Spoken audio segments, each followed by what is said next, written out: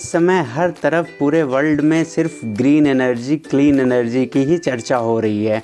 और इस समय जितनी भी गाड़ियां हैं, जितने भी मोटर व्हीकल्स हैं, सब पे काम किया जा रहा है सारे सेगमेंट को ईवी पे डिपेंडेंट करने के लिए। दैट मीन्स जो भी चीज़ें बने वो इलेक्ट्रिक व्हीकल सेगमेंट की हों, जिससे एनर्जी की बचत हो सके।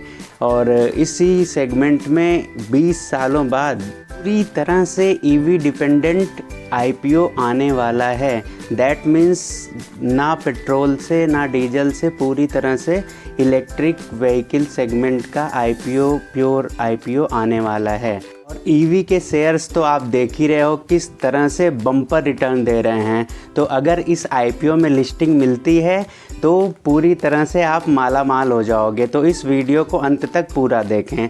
तो आईपीओ का नाम है ओला। तो ओला कंपनी की शुरुआत ओला कैब्स के रूप में हुई थी और ये कंपनी अब अपने इलेक्ट्रिक सेगमेंट में ओला इलेक्ट्रिक आईपीओ लेके आ रही है। तो बात करेंगे ओला इलेक्ट्रिक आईपीओ के लॉन्चिंग की।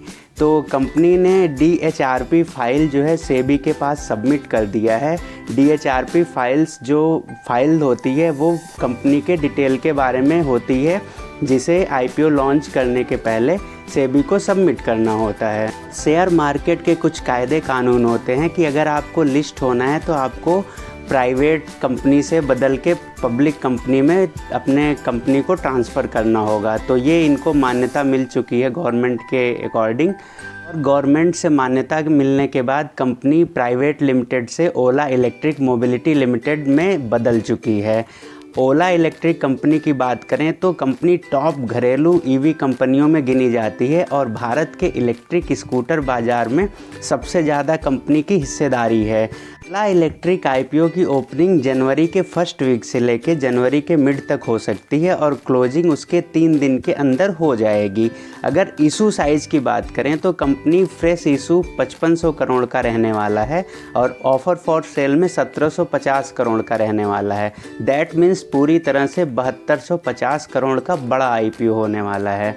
और according to CNBC Bhavesh Agarwal जो हैं वो सबसे ज़्यादा ओला इलेक्ट्रिक का शेयर स्टेक होल्ड करते हैं, जो 37% का होता है। उसके बाद इस ओला इलेक्ट्रिक कंपनी में सॉफ्ट बैंक का 23% लगभग हिस्सेदारी है, टाइगर ग्लोबल की 6% और मैट्रिक्स पार्टनर की 3.8% की ज़बरदस्त हिस्सेदारी है।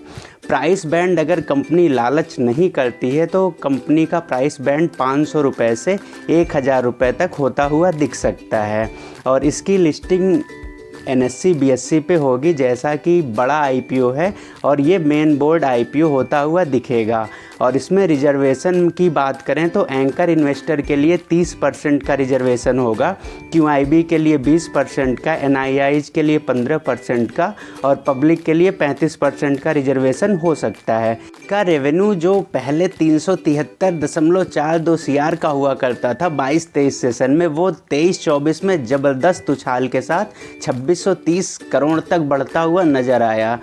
ओला इलेक्ट्रिक कंपनी 2021 में लॉन्चिंग के बाद से कंपनी रिकॉर्ड 3 लाख गाड़ियां बेच चुकी है और नवंबर 2023 में कंपनी ने 30,000 यूनिट सेल किए और जो दिसंबर में कंपनी अभी तक 9,841 गाड़ियां बेच चुकी है। सब्सक्रिप्शन इसमें मल्टीपल टाइम सब्सक्रिप्शन सभी कैटेगरी में होता हुआ दिख सकता है, चाहे वो QIB हो, चाहे NIIs हो या पब्लिक हो, क्योंकि इतना बेहतरीन आईपीओ आता हुआ नज़र आ रहा है। ऑब्जेक्ट ऑफ इशू की बात करें तो कंपनी को जो ये पैसे मिलेंगे आईपीओ से, उससे कंपनी अपना लोन कम करेगी और नए प्लांट को बनाएगी और कंपनी के ग्रोथ के लिए, कंपनी को बढ़ाने के लिए इन पैसों का इस्तेमाल करेगी। और इलेक्ट्रिक व्हीकल की कैटेगरी में डिवाइडेशन करने के लिए भी कंपनी इस पैसे का इस्तेमाल करेगी और अपने सेल्स ग्रोथ को बढ़ाएगी, जो आईपीओ से कंपनी को पैसे मिलेंगे।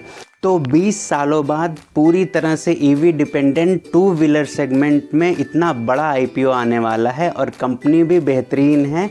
तो अगर कंपनी ठीक ठाक वैल्यूएशन पे अपने शेयर को लाती है तो इसमें ज़रूर अप्लाई करके चलना है और अभी से पैसे जोड़ना शुरू कर दें।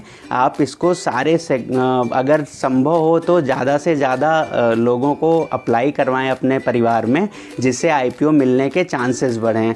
और आप बेहतरीन पैसा कमा सकें।